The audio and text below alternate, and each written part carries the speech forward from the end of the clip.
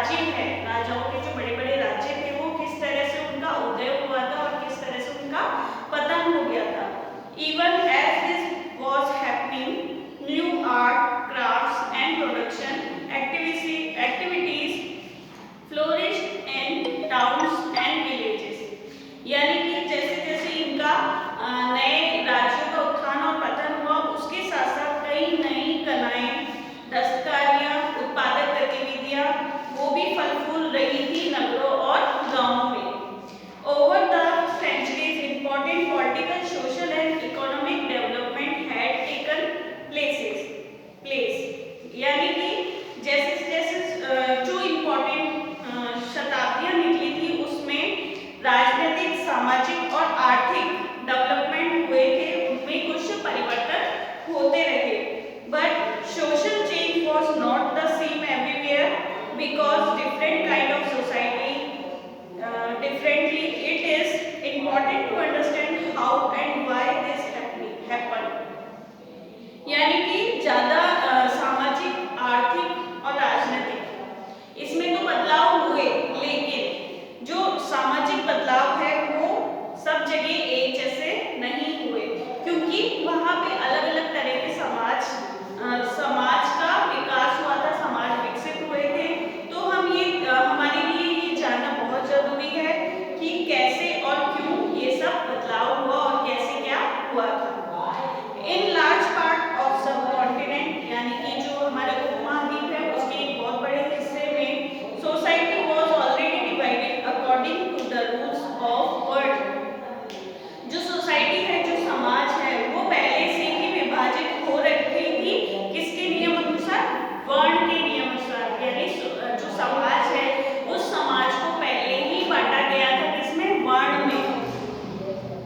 These rules are prescribed by the Brahmins। Brahmins were accepted by the rulers of the large kingdom। ये जो rules है, ये जो नियम बताए गए थे वर्णों के, ये नियम सुझाए गए थे किनके द्वारा? ब्राह्मणों के द्वारा, और उसको अपनाया गया था जो राजा थे उनको अपनी प्रजा के ऊपर या अपने राज्य में लागू करना किसके द्वारा किया गया था? राजा के द्वारा। The differences between the high and low and between the rich and poor increased। यानी कि ये वर्ण व्यवस्था आने के कारण ही जो गरीब और अमीर और ऊंच में नीच का फासला बढ़ता ही गया, इसके कारण बढ़ा दिया गया था। अंडर द दिल्ली सुल्तान, ये देखिए आप, beyond big cities, tribal societies, यानी कि बड़े शहरों से परे जनजातीय समाज। There were however other kind of societies as well। यानी कि दूसरे तरह के समाज मौजूद थे, हर जगह पे कई तरह के समाज पहले से ही मौजूद थे। Many societies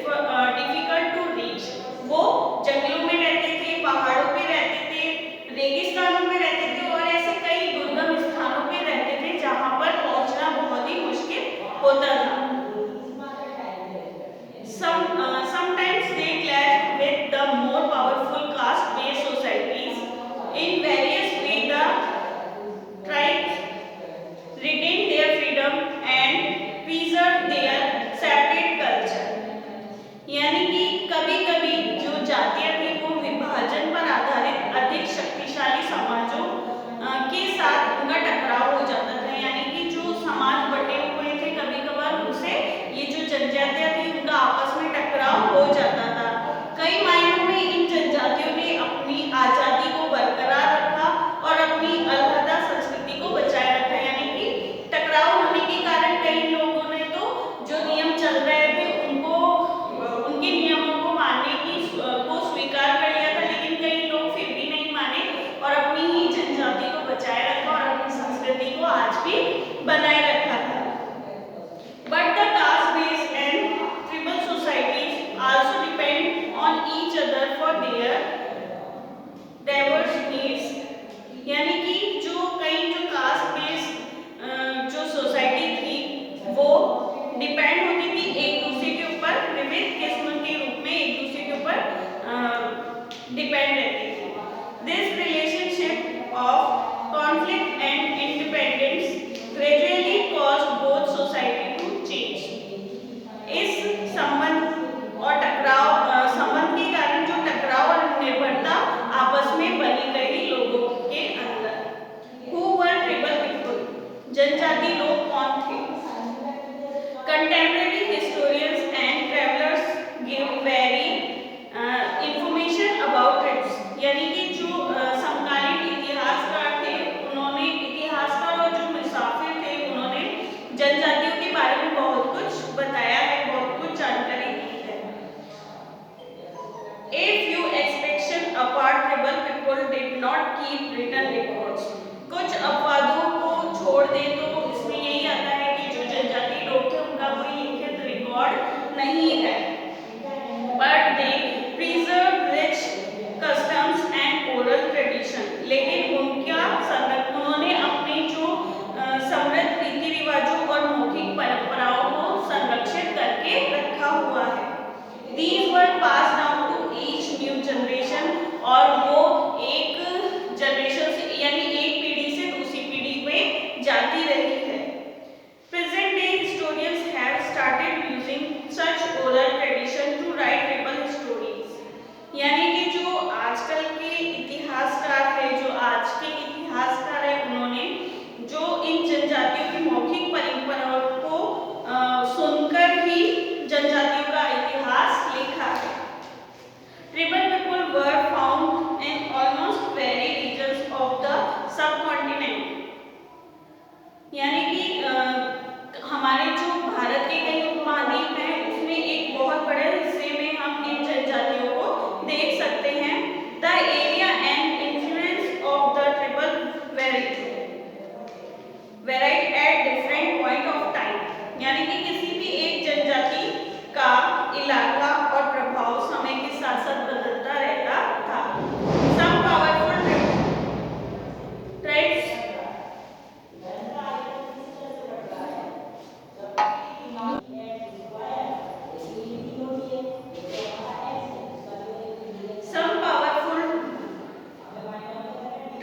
control large territories, यानी कि कुछ जो powerful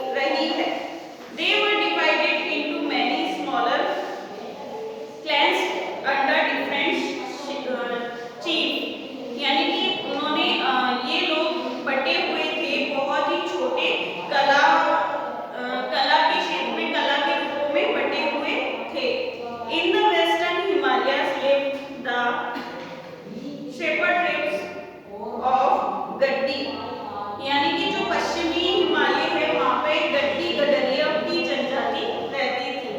the distant northeastern part of the subcontinent too was entirely dominated by tribes of Naga, Ahom and many others। यानी कि जो उपमहाद्वीप के सुदूर उत्तर और जो पूर्वी भाग है वहाँ पर नागा और अहोम और कई दूसरी जनजातियाँ पूरी उनका जो पूरी तरह से वहाँ पर ही प्रभुत्व था, वो ही वहाँ पर निवास करती थी। In many areas of present day Bihar and Jharkhand, Cher, सरदारशाही, जो चेर है उनका उदय हुआ था वहाँ पर बिहार और झारखंड में। Raja Mansingh Akbar's famous general attack and defended the Cher in 1591। जो अकबर का फेमस जो उसका जनरल था, यानी कि जो उसने मुख्य जिसको चुना गया था राजा मान सिंह, उसने अटैक किया था और युद्ध लड़ा था चेरों के खिलाफ, जो कि था 1591 में। A large amount of booty was taken from them, but they were not entirely subdued। यानी कि उनके द्वारा काफी बड़े रूप में माल इकट्ठा किया गया था, लेकिन वे पूरी तरह से अधीन नहीं बनाए गए। यानी कि राजा मानसिंह के द्वारा उनके ऊपर आक्रमण किया गया और उनसे बहुत सारा माल भी इकट्ठा किया गया, लेकिन फिर भी वो पूरी रूप से उनको अपने अधीन नहीं बना पाए थे। Under Aurangzeb, Mughal force captured many Cher forests and some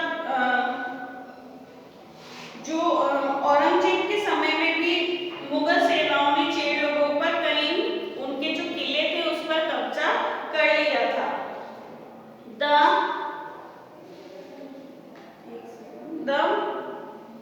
The Mundas and Santhal was among the other important tribes that lived in this region and also in Orissa and Bengal। कि इस क्षेत्र में रहने वाली महत्वपूर्ण जनजातियों में मुंडा और संथाल थे, यद्यपि ये उड़ीसा और बंगाल में भी रहते थे।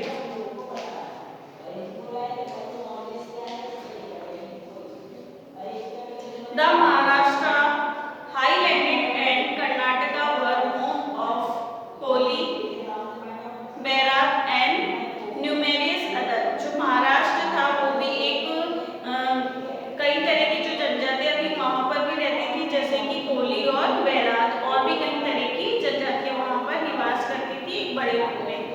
कोलीज also lived in many area of Gujarat. जो कोली थे वो गुजरात के भी एक बड़े भाग पर निवास करते थे। Further south there were large tribal population of Koragas, Vetar, Marwar and many other. जो दक्षिणी भारत है, भारत का जो दक्षिणी हिस्सा है, वहाँ पर भी एक बड़ी संख्या में जनजातीय लोग रहा करते थे, जैसे कि कोरगा, वेतर और Marwar. The large tribe of these was spread across western and central India। यानी कि ये जो जनजातियों का एक बड़ा रूप जो कि भील नाम से जाना जाता है, वो भी भारत के पश्चिमी और मध्य भारत में फैला हुआ था। By the late 16th century, many of them had become settled agriculturists and some even zamindars। जैसे जब 16वीं शताब्दी की शुरुआत हुई, तब से लोग जो जनजातियां थी वो सेटल्ड हो गई थी, वहीं बस गई थी, और उनमें से कई तो खेती करने लगी थी और कई तो जमींदार भी बन गए थे। Many Bhil clan nevertheless remain hunter gatherers। यानी उनमें से कई तो शिकारी संग्राहक बन गए थे। The Gondas were found in the great numbers across the present-day state of Chhattisgarh, Madhya Pradesh, Maharashtra and Andhra Pradesh। इसलिए जो मौजूदा छत्तीसगढ़ है, मध्य प्रदेश है, महाराष्ट्र और आंध्र प्रदेश में गोंडा जो लोग थे वो भी बड़ी तादाद